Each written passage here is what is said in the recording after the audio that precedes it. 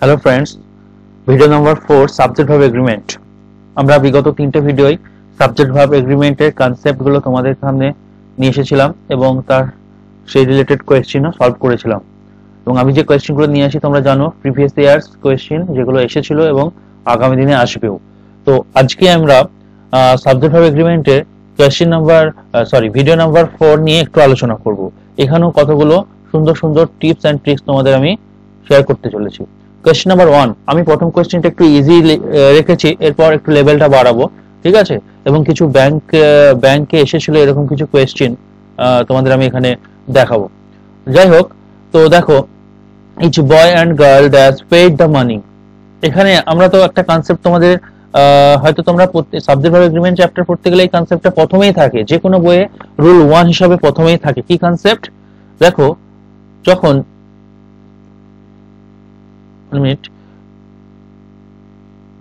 And দ্বারা, এখানে and আছে, এইদিকে একটা সাবজেক্ট রয়েছে এবং অ্যান্ড এর এদিকে একটা সাবজেক্ট রয়েছে। এই সাবজেক্টটা সিঙ্গুলার, এই সাবজেক্টটাও সিঙ্গুলার। ফান্ডাটা কি? ফান্ডাটা হচ্ছে অ্যান্ড দ্বারা যখন দুই বা ততোধিক সিঙ্গুলার সাবজেক্ট যুক্ত হবে, দেখো দুটো যুক্ত হয়েছে, এখানে দুইয়ের বেশিও হতে পারে, তখন তাদের পাশে যে ভার্বটা এখানে তোমাকে চাইবে, এরা যে ভার্বটা চাইবে, এই ভার্বটা কিন্তু প্লুরাল হবে। এই ভার্বটা প্লুরাল হবে। তবে এর ব্যতিক্রমও রয়েছে। অ্যান্ড দ্বারা যুক্ত দুটো সাবজেক্ট যদি একই পদাধিকারী ব্যক্তিকে বোঝায়, তখন কিন্তু ভার্বটা সিঙ্গুলার হবে। যাই হোক, এটা আমরা দেখে নেবো, ভিডিওতেই রয়েছে কনসেপ্টটা। আপাতত মনে রাখো, দুটো সাবজেক্ট আলাদা আলাদা আলাদা যখন ব্যক্তিকে বোঝাবে, এদিকে একটা ব্যক্তি যে সাবজেক্ট সে সিঙ্গুলার, এদিকে যে সাবজেক্ট সে সিঙ্গুলার, কিন্তু দুজন আলাদা, তখন কিন্তু ভার্ব হবে প্লুরাল, যেহেতু সাবজেক্ট এখানে দুটো মিলে এই দুটোকে প্লুরাল হিসাবে ইঙ্গিত করছে। ক্লিয়ার? দুটো মিলে প্লুরাল হচ্ছে, সেজন্য প্লুরাল হলো। এখন কোয়েশ্চেন হচ্ছে, কিন্তু ইচের ক্ষেত্রে কিন্তু একটু এক্সেপশনাল ব্যাপার রয়েছে। কি এক্সেপশনাল ব্যাপার? ইচ দ্বারা ধরো, দেখো এখানে দুটো সাবজেক্ট আছে, দুটো নাউন আছে, বয় এবং গার্ল। বয়টা তো সিঙ্গুলার, তাই তো? গার্লটাও কিন্তু সিঙ্গুলার। এখন কোয়েশ্চেন হচ্ছে, স্যার আপনি তো বললেন যে অ্যান্ড দ্বারা যখন আলাদা আলাদা দুটো সিঙ্গুলার সাবজেক্টকে জয়েন করা হবে, তখন এখানে ভার্বটা প্লুরাল হবে।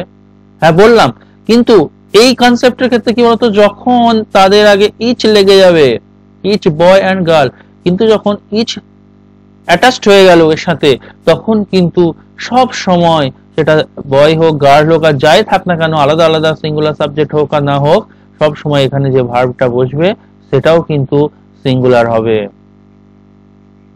ঠিক আছে? আশা করি এটা তোমরা জানো, কনসেপ্টটা ইজি ছিল। ঠিক আছে, আবার বলছি, ইচ এভরিও হতে পারে, এটা এভরির ক্ষেত্রে প্রযোজ্য। ঠিক আছে, ইচ এবং এভরি এই শব্দ দুটো দিয়ে যখন অনেকগুলো ব্যক্তি বা বস্তু, আলাদা আলাদা ব্যক্তি বা বস্তুকে ইঙ্গিত করবে, তখন অ্যান্ড দ্বারা যুক্ত থাকলেও কিন্তু সেটা ভার্ব দ্বারা সিঙ্গুলার নেবে। অর্থাৎ এখানে সিঙ্গুলার ভার্ব কি কি দেখো, ওয়্যার প্লুরাল কেটে দাও, আর প্লুরাল কেটে দাও, হ্যাভ প্লুরাল কেটে দাও, তাহলে উত্তর আসবে একটাই, হ্যাজ হবে, কারণ হ্যাজ সিঙ্গুলার ভার্ব। ক্লিয়ার? আবার একবার আমি বলে দিচ্ছি, অ্যান্ড দ্বারা যুক্ত থাকবে, এদিকে যে সাবজেক্টটা ধরো রয়েছে সে সিঙ্গুলার, এদিকে যে সাবজেক্ট রয়েছে সে সিঙ্গুলার, কিন্তু আলাদা আলাদা। এরকম বোঝালে তার পাশে যে ভার্বটা বসবে সেই ভার্বটা প্লুরাল হবে। বাট এদের আগে যদি ইচ জয়েন হয়ে যায়, এখানে যদি এদের আগে একটা ইচ অ্যাটাচড হয়ে যায়, তাহলে কিন্তু তোমার আলাদা আলাদা হোক আর না হোক, যাই হোক, তোমার দেখার দরকার নেই।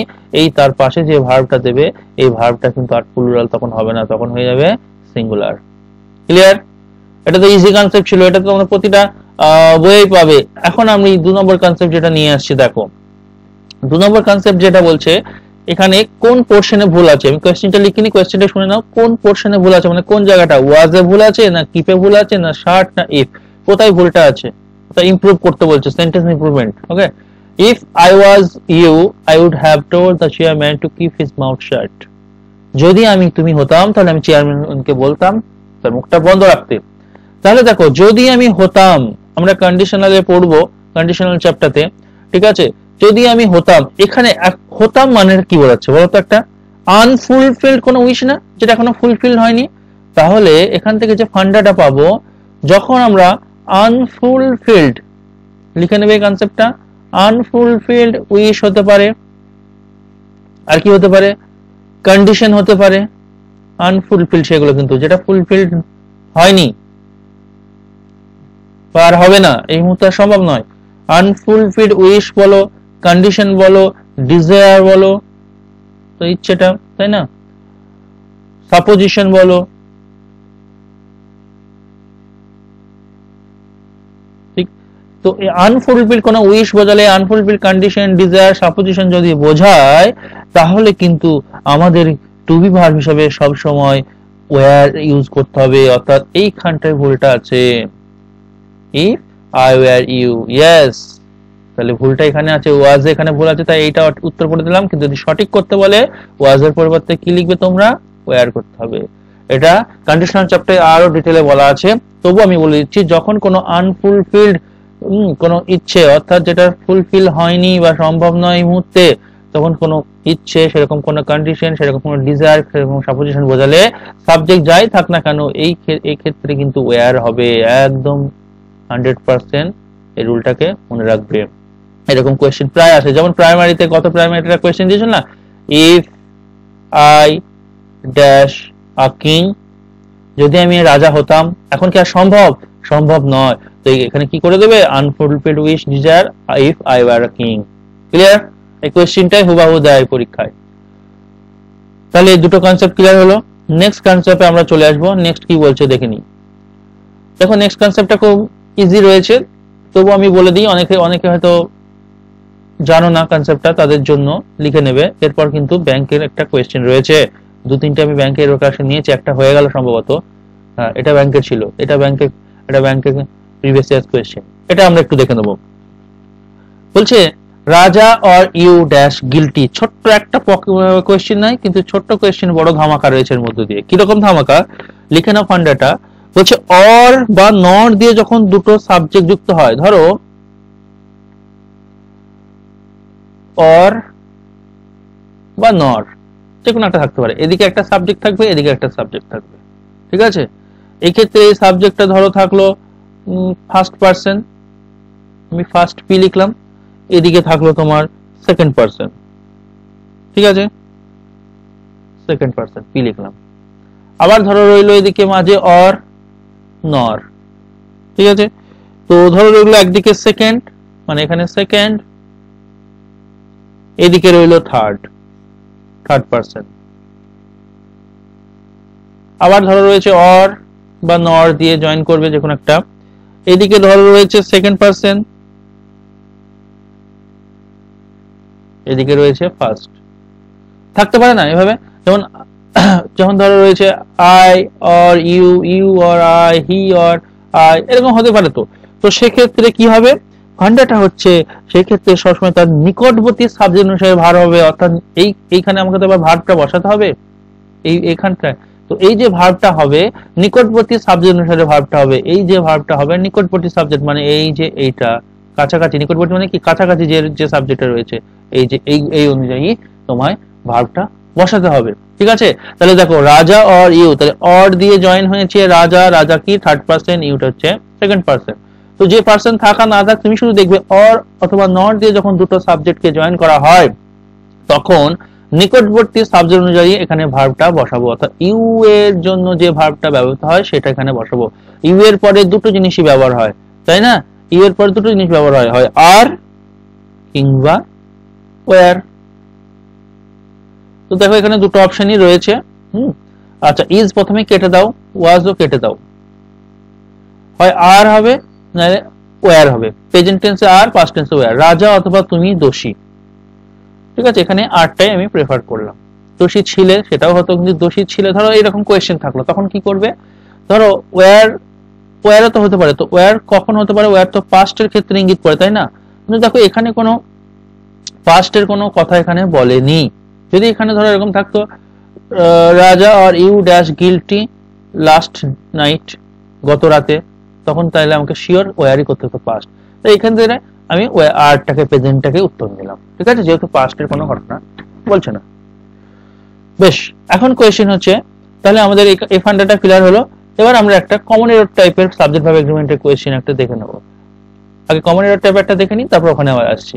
দেখো his behavior with all his employees is so pleasing that everyone come forward to help him.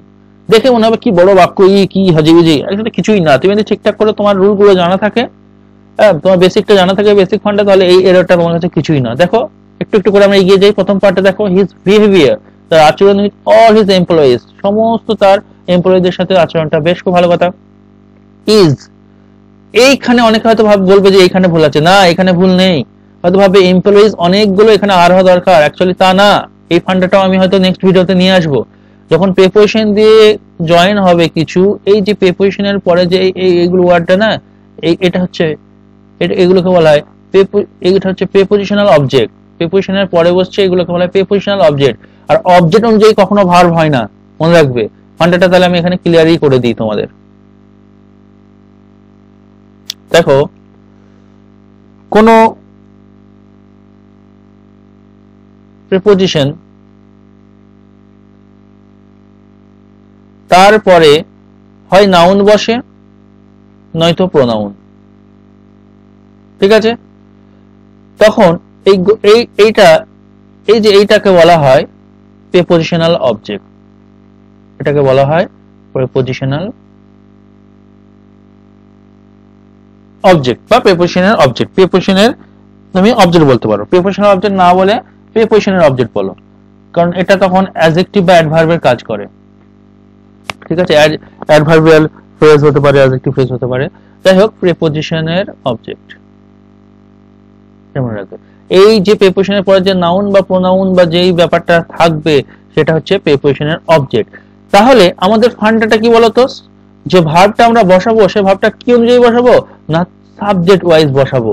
তো এখানে এগুলো অবজেক্ট হচ্ছে, তাহলে কিন্তু এইগুলো দেখে কিন্তু প্রিপোজিশনের পর, অর্থাৎ এইখানে দেখবে একটা সাবজেক্ট থাকবে, subject plus preposition plus noun বা প্রোনাউন। তাহলে এই নাউন বা প্রোনাউনের পাশে যে ভার্বটা বসবে, সেই ভার্বটা কিন্তু তোমার এইটার জন্য বসবে না, কারণ এটা তো অবজেক্ট হিসেবে কাজ করে। প্রিপোজিশনের অবজেক্ট হিসেবে অবজেক্ট ওয়াইজ কখনো ভার্ব বসে না, ভার্ব বসে সাবজেক্ট ওয়াইজ, অর্থাৎ এই সাবজেক্টটা অনুযায়ী এর পাশে ভার্বটা বসবে। ক্লিয়ার হলো ব্যাপারটা? তাহলে চলো সেটা এখানে বলছি। এখানে তাহলে অনেকে ভুল বলবে যে ইজটা ভুল, আর হবে না, সেটা নয়। আমরা এই দেখো প্রিপোজিশন উইথ, প্রিপোজিশনের পরে যেটা রয়েছে এটা হচ্ছে প্রিপোজিশনের কি অবজেক্ট। অবজেক্ট ওয়াইজ কখনো ভার্ব বসে না, ভার্ব বসে সাবজেক্ট ওয়াইজ। এখানে সাবজেক্ট কে হিজ বিহেভিয়ারটা, তাহলে হিজ বিহেভিয়ার, তার আচরণ তো একটা সিঙ্গেলই না, সিঙ্গেল, সেই জন্য সিঙ্গেল ভার্ব, তাই না? সিঙ্গুলার ভার্ব, সিঙ্গেল বলা বলছে, সিঙ্গুলার সাবজেক্ট, তাই ভার্বটা হচ্ছে সিঙ্গুলার। এটা ঠিকই আছে। তো চলো এগিয়ে চলো। So pleasing that everyone come forward. দেখো তো এভরিওয়ান, এই এভরিওয়ান মানে কি, প্রত্যেককে, এটা কিন্তু এভরিওয়ানটা সিঙ্গুলার সাবজেক্ট। এভরিওয়ান হচ্ছে সিঙ্গুলার। সিঙ্গুলার সাবজেক্ট হলে ভার্বও কি হবে গো, ভার্বও সিঙ্গুলার হবে। আর আমরা জানি কাম, এই ভার্বটা হচ্ছে প্লুরাল, তাই না? প্লুরাল, যেগুলোকে V1 হিসাবে দেখতে পাবে সেগুলো হচ্ছে প্লুরাল।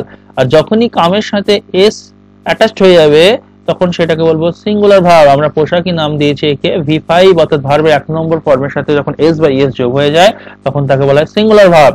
তাহলে এভরিওয়ান যদি সিঙ্গুলার সাবজেক্ট হয়, তার পাশের ভার্বটাও কি হবে, সিঙ্গুলার ভার্ব হবে। যে কামস হচ্ছে সিঙ্গুলার ভার্ব, তাহলে এখানে একটা এস লাগতো, সঠিক উত্তর হবে কামস। ক্লিয়ার?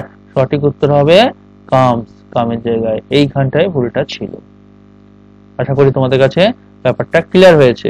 এবার চলে আসবো তোমাদের fill in the blanks এর কোয়েশ্চেনে।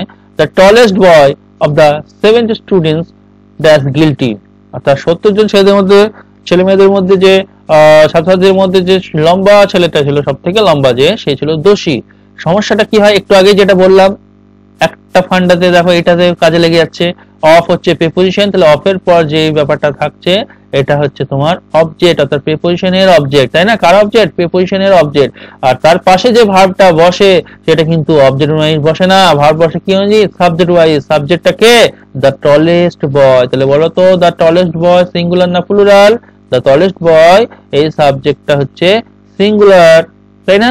তাহলে যে ভার্বটাও এ নেবে সে কি হবে, ভার্বটাও সিঙ্গুলার। তাহলে দেখো কোনগুলো সিঙ্গুলার ভার্ব আছে, দেখো আগে প্লুরাল গুলো কাটো, ওয়্যার বাদ, আর বাদ, কারণ এটা প্লুরাল। ইজ এবং হ্যাজ এর মধ্যে উত্তর হবে। দেখো হ্যাজ গিল্টি বলে হয় না, দোষ আছে বলে হয় না, দোষী ইজ গিল্টি হয়, তাই উত্তর হলো ইজ। আশা করি ক্লিয়ার হয়েছে প্রত্যেকের ব্যাপারটা। নেক্সট কোয়েশ্চেন কি আছে আমরা দেখবো।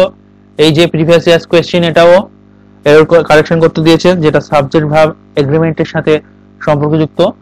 One of the reasons I resigned from the team was that I had broken my leg. দেখো one of the concept আমি আগের ভিডিও তোমাদের বলেছি, যারা দেখেছো ভিডিওগুলো তারা আশা করি উত্তরটা দিতে পেরেছো, পজ করে উত্তর দাও।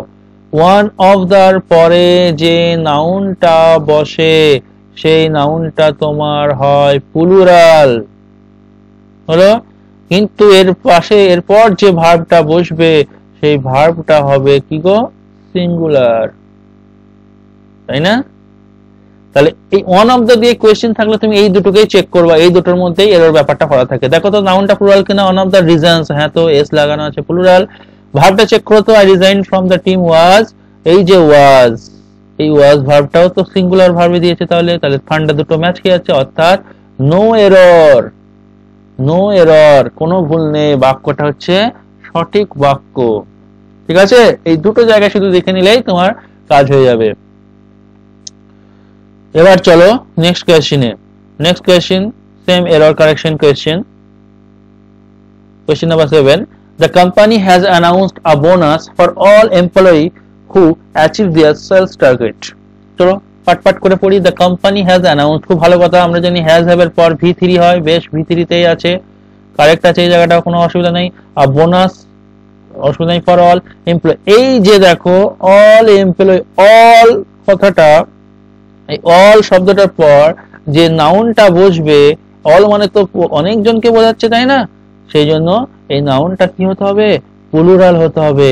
ঠিক সেরকম মেনি ওয়ার্ডটার পর বা মেনি ডিটারমিনারের পর যে নাউনটা বসবে সেম অ্যাজ ইউজুয়াল প্লুরাল হতে হবে। তো এখানে অল এর পর প্লুরাল লাগবে, এমপ্লয়িজ, এখানে একটা এস অ্যাটাচ করতে হবে, অর্থাৎ সঠিক উত্তর হচ্ছে এমপ্লয়িজ। আশা করি প্রত্যেকের কনসেপ্ট গুলো ক্লিয়ার হয়েছে।